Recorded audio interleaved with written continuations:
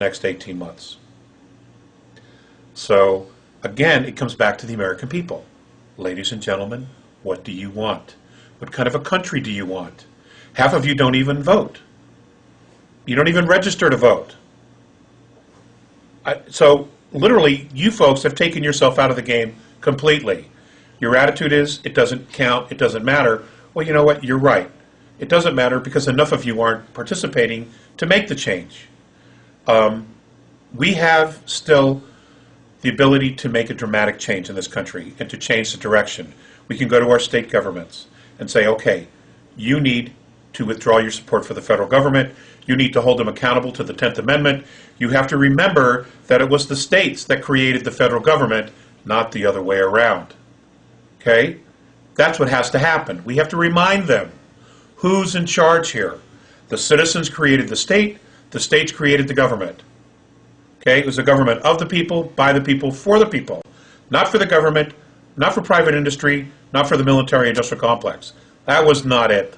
That is nowhere in the Constitution or the Bill of Rights or the Declaration of Independence. None of that is in there.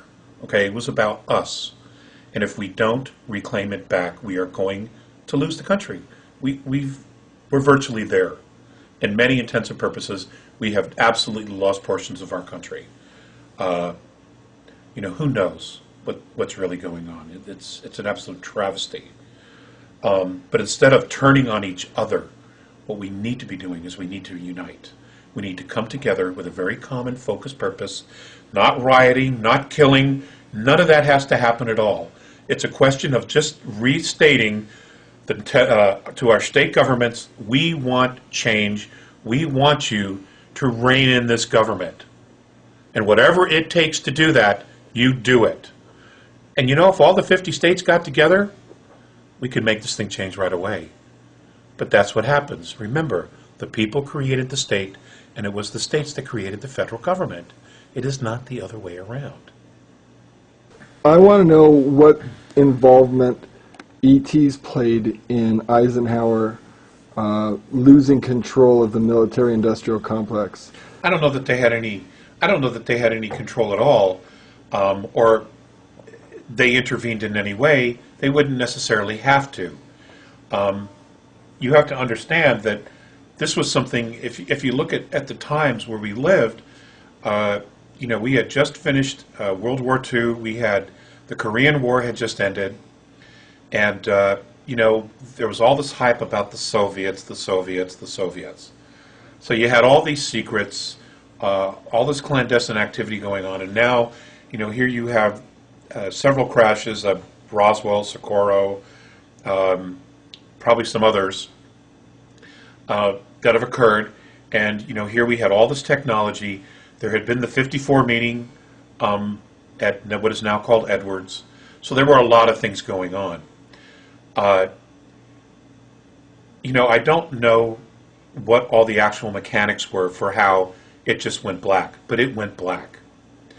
And probably whatever mechanism was in place that could classify these projects, or whatever group, let's hypothetically say Special Operations Coordinating Group within the National Security Council, all right? Let's say that they had the authority to classify these projects, these programs. Well, they classified it above and beyond anything that the president could ever reach. Right then and there, he would lose it. And that's how it works. Is it a good system? No, I don't think so. I don't think so. Are there some things that maybe we should have been told about it? Absolutely, yes. Are there some things that maybe we shouldn't have been told? I'm absolutely open to the idea that there were, especially from what I've learned from the A's, that there are some things maybe people weren't ready for then. I think we're probably ready now for a lot more information, but now they don't want to give us any information. I mean, now we're getting more information outside the United States about what's going on than anywhere else. Even other governments are very, very open. And here we are, the center of this entire thing, and we're like being led down this dark hallway, or how did Leonard Stringfield put it? A hall of mirrors with a floor of quicksand. That's exactly what it's like. That's a perfect analogy for this fiasco that's going on. You know, here we are, reversed engineered this technology. Here the American people have paid for it, and we know less than anybody else about what's actually going on with it. It's just, you know, this isn't going to serve anybody. You know, and if you're in a poker game and you don't know who the patsy is, it's probably you. And that's exactly what's happening here. We're in a poker game, and we're the patsy. You know? And that's what I know about it.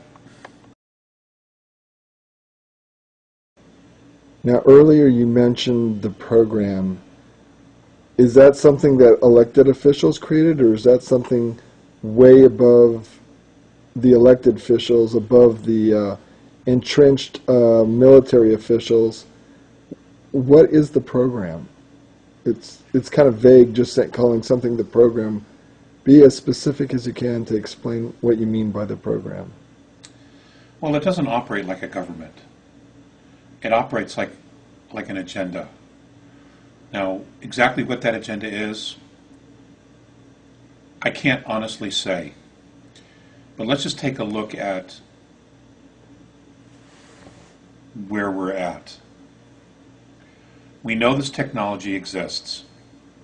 We have people coming forward. Again, I'll make reference to the Disclosure Project and other civilian as well as military people coming forward. Even other extraterrestrial groups who have been making contact with citizens of Earth in other countries have been given information regarding the fact that there has been the reverse engineer of technology. The Germans were doing it, the Nazi Germans were doing it, the Russians have been doing it, the United States government has been doing it, but we don't hear anything about it. Okay? It's a program, and this program is essentially above civilian everyday life.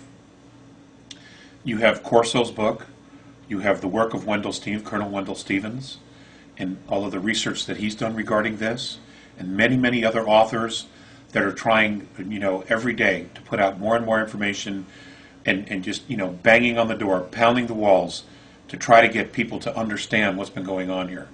You know, and they deserve a wealth of credit for their tenacity and for continuing to do this work and to get it out. Like yourself, as a researcher, putting this information out, usually out of your own pocket. So many people have made so many sacrifices. They've lost relationships. Marriages have ended because of this